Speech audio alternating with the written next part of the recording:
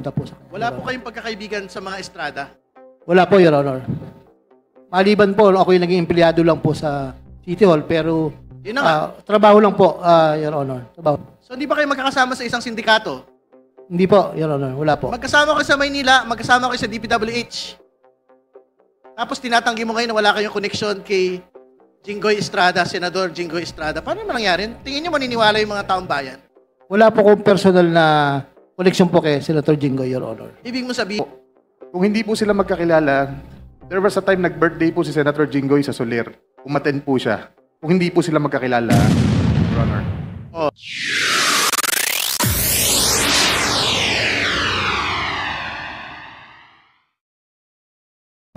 Good morning, Your Honor, Your Chair. Yung sinasabi niya po na dinala niya sa akin ng pera, hindi po totoo. At wala po akong tinatanggap tungkol po sa nanggagaling na transaksyon nila kay Sally Santos. Kahapon po sa Senado, binanggit po ni Sally, sila po ang nangongontrata. Paano niya po ibibigay sa akin? Kung iyon po ay kontrata nila. Pwede po bang ibibigay sa akin ng buo yan? At sana sabihin niya na hindi niya tinitignan.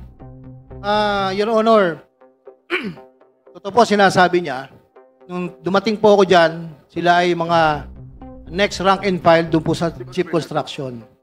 So bilang siya po yung pinaka-senior na kasunod doon, sa amin pong hierarchy, sinusunod po namin yon na siya. Totoo naman po na nagtiwala ako sa kanya. At marami po magpapatunay. Andiyan po ang mga hepe namin, nakasama namin dati. Andiyan po ang project engineer na magte-testify po. Sila po ay mga biktima po ng pamumwersa at pamimilit ni Engineer Bryce at ni Engineer JP de Guzman, Mendoza. Actually po, ang proyekto po ay hinahawakan ng project engineer, ini-implement ng section chief ng construction. Ako po, umaasa po ako na sa pirma nila, kaya po ako ay pumipirma at binabayaran ko po yan. Pirmado po ng mga project engineer, pirmado po ng accountant ko, na nag-review po ng mga dokumento na yan. Your Honor, tungkol po sa sinasabi niya na ako po ang kausap ng mga politiko, hindi po totoo yan na ako yung nagdi-deliver sa mga politiko. Senator Joel 2023, wala pong project na flood control si Senator Joel ever since. At sino po ang makakaalam kung sino po ang naglalagay dyan? We are not part of the BICAM. Wala po kaming alam dyan. As my superior said, Undersecretary Cathy Cabral, kahit sila po hindi nila alam yan. Paano pa po ako? And we are not even involved during budget hearing. Your Honor, naniniwala po ako, nalalabas po ang katotohanan kung sino po ang may gawa ng mga ghost project na ito. Tulad po ng sinalaysay ko sa inyo. Meron din po akong affidavit at andito po ang mga tao na nung pinatawag ko po sila ng August 3, 7:30 ng gabi upon the report of Engineer J.M. Ramos na di umano'y pinipilit siyang pirmahan ang 5 voucher, I think, pagkakatanda ko po. Siya po'y tumanggi. At siya po ang nag-report sa akin kasama si Engineer Galang. Sinasabing, boss, mukhang niloloko ka na ng 2 tao mo. Bakit? Kasi ilang series po ng meeting na tinatanong ko sila, mag-inventaryo kayo ng mga project natin. Dahil magkakaroon ng malawakang pag-iimbestiga rito. Mr. Chair, Opo, point Mr. of order. Chair. Point of Mr. order, Chair. Mr. Chair. Yeah, Masyado nang matagal ang sinasabi Yeah, niya, hindi Mr. naman Chair, totoo. if I Point of may. order! Mr. Chair, if I may, very Tagal quick. na sinasabi niya, hindi naman totoo sinasabi niya. Yeah, Mr. Chair, if I may, very quickly, with due courtesy to the Honorable Abante. Ang sa akin lang po naman, siguro para hindi po malihis yung flow. So earlier, nagkaroon po tayo ng testimony kay Engineer Bryce Hernandez. And I believe there are members who are next to question. Of course, we also respect the rights of the Honorable Engineer Alcantara. And nandiyan naman po siya. So yung mga ito po, Mr. Chair, ay itatanong rin natin kay Engineer Alcantara. For the meantime, Mr. Chair, may I suggest that we move to the next interpellator? Yes, well taken. Thank you, Engineer Alcantara. Congressman Risi, please proceed. Thank you, Mr. Chair. Good morning, everyone. Kay Engineer Bryce, naniniwala ako sa sinasabi mo. Pero alam ko, may kulang pa. Matagal lang, Congressman. This is my 13th year. imposibleng hindi alam ng congressman doon sa lugar nyo yung mga proyekto na yan. Tama ba ako, mali? Kaya nga po nang sabi ko, ang kausap po lahat ng politikos namin ay ang boss ko, si Boss Henry Alcantara. Assistant DE lang po ako. Nakukwento lang po niya yung mga commitment. Kaya sabi niya po. Lumalabas, isa na kayong sindikato sa inyong engineering district. At ang hepe ng sindikato nyo, si Engineer Alcantara. Tama? Ako po, inaamin ko po na sunod-sunuran ako sa kung ano ang sabihin sa akin. At Kaya kung nga, ano po ay sindikato paggawa sa may akin. boss. Pagka may boss, yun ang nasusunod. Tama? Ako nasusunod, Your Honor. Tama po. At lahat nung personnel doon ay kasabwat na ng sindikato. Lahat po sumusunod sa kanya. If I may po, meron pong instance na 2019, pagdating na pa lang po, meron pong hepe doon ng sumalangit na ang kaluan ni Engineer Dalmacio Cruz na pinloating niya kasi hindi sumunod sa kanya. So, nag-early retirement na lang to. At saka rin po nung 2022 or 2023, meron pong isang nagngangalan na Engineer Cherry Natividad ang hindi pumirma sa plano na pinapipirmahan niya. Dahil alam nung engineer na yun na magkakaproblema. So, ang ginawa niya, inalisan niya po ng project, naka-floating po, nagta-time in ng 8 to 5 o'clock ng hapon. So, yung moral ng engineer, sa tingin ko, in my own opinion, is nasira. So, nag-resign na lang din siya.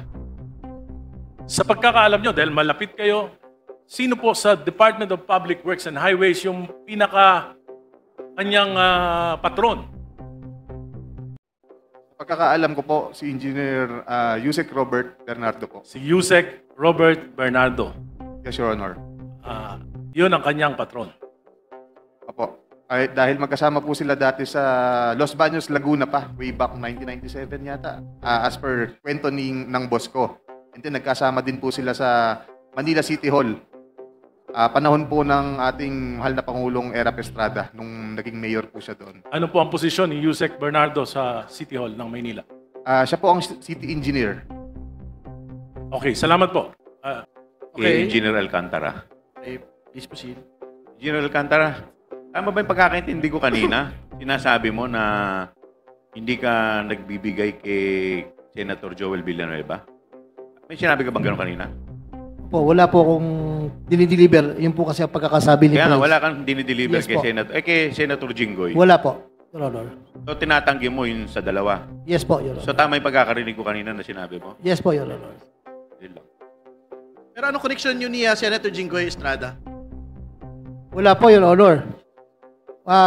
Hindi ko po siya kaibigan o hindi po ako nakakalapit sa kanya, hindi po ako nakakapunta po sa Wala po kayong pagkakaibigan sa mga Estrada? Wala po, Your Honor.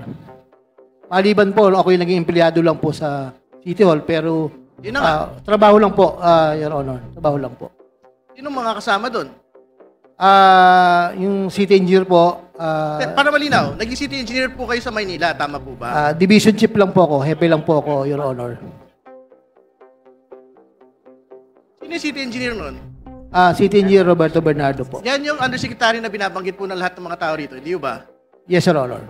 So hindi ba kayo magkakasama sa isang sindikato? Hindi po, Your Honor. Wala po. Magkasama kayo sa Maynila, magkasama kayo sa DPWH.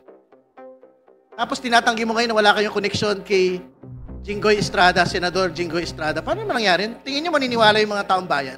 Wala po kong personal na connection po kay Senator Jinggoy, Your Honor. Ibig mo sabihin, nung panahon na yon, sino bang mayor noon? Tatay niya, hindi ba? Yes, Your Honor. Tingin mo naniniwala kami sa mga ganyang mga pagsasalita na yan?